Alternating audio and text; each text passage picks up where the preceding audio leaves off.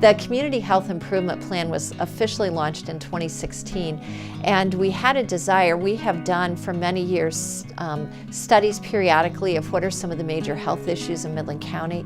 So we said, well, let's really address these. Let's come up with a plan to identify some of the toughest issues and address them. So we started in 2016 with 3 areas to our Community Health Improvement Plan, and it was around factors that we saw happening in our community. One was later life quality, because we have a growing senior population.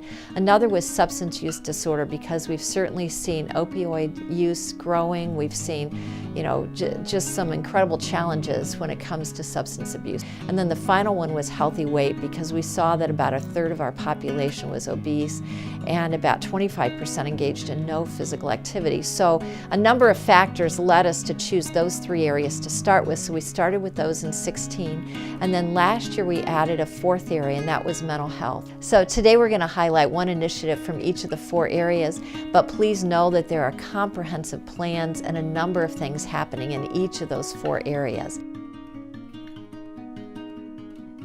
So our staff was trained, our entire staff, from secretary to myself, was trained at Partners in Change as if we were clients going through a stress reduction mindfulness training. So mindfulness is the exercise of bringing your thoughts to the present moment through the use of your breath. That's the basic tenets of it.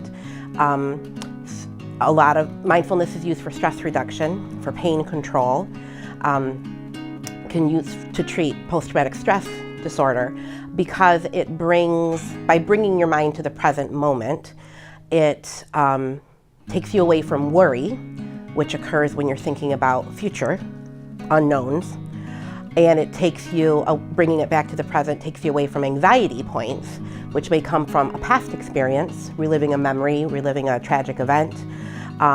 And by being in the present, which is actually our only moment that we control, it settles the brain so that you can then make your choice of what thought you're going to deal with, act on, or put aside. Your thoughts are just thoughts, and you have a choice on what thoughts you choose, what thoughts you act on. Your thoughts are not you.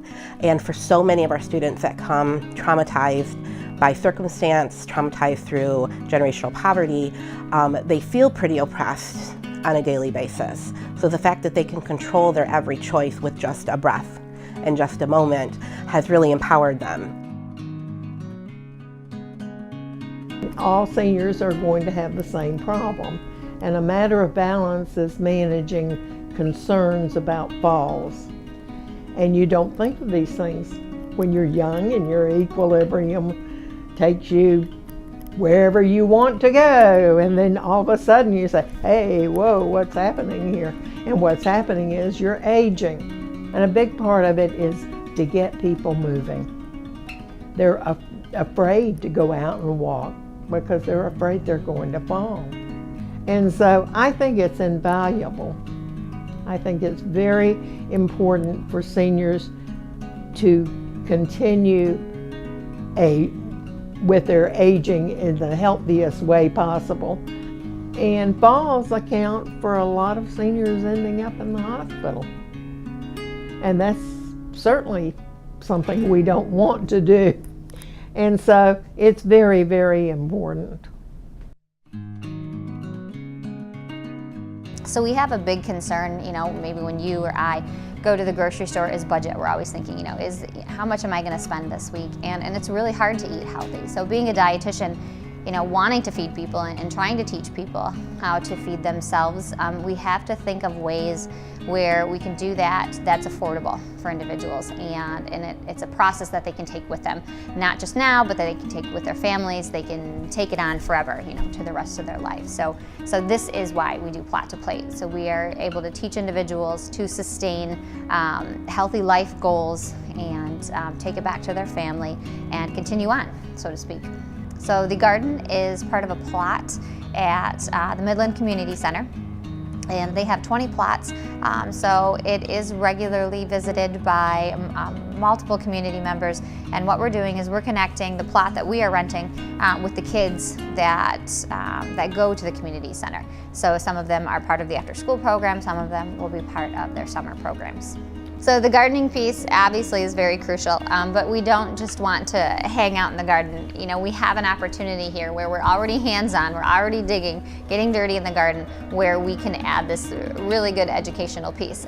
So I've had some excellent SVSU students who have been able to come up with lesson plans, and these lesson plans will be given the days that we go out to the garden. So really a day in the life of Plot to Plate with these kids is we hang out, we talk about the education for the day, we do some hands-on learning activities, and these activities are going to be based around nutrition, they'll be based around gardening, what, you know, in the biology of a plant. Also, once we get towards the end, we'll discuss proper food safety and handling and preparation procedures, because we are going to take that food from the garden and actually put it on a plate and have a little party at the end where the kids get to eat, you know, the fruits or vegetables of their labor, so to speak. So this summer, because we've had so many opioid overdoses and we're finding so many people are going into treatment for opioids, and most of them are in their young 20s, we decided that we needed to launch an educational program in high school before, you know, while we have access to those kids. So the program focuses on opioids and heroin. It gives a lot of information. It teaches kids about addiction and what is addiction as a chronic brain disease. But one of the highlights of the program is that we partner with people who are living their lives in recovery, or family members who have either lost a loved one or have someone in their family who is in long-term recovery from opioid addiction. They come in and they tell their personal stories. That makes it real for the kids. It helps the kids connect to the reality of these drugs and how they can impact their lives. And then beyond that, the Legacy Center just really focuses in on the educational components from our standpoint, because we're a prevention organization. It's a long process where a person begins experimenting with these drugs, but by the time that they're in their young 20s, that's where they land. And with heroin, you're either going to live and you're going to make it through recovery, or you're going to die. There's no gray area. The students have been very receptive to the program. They pick up on a lot of things that we're happy about. For example, they seem to be very tuned into the fact that starting with lighter drugs, if you will, marijuana and whatnot, can eventually lead to harder drugs. And they learn the signs of overdose. We had one student whose survey responded with, I've had several family members overdose, and now I know what to look for the next time. To us, if we've saved one life because one kid learned what an overdose looks like, that's worth it.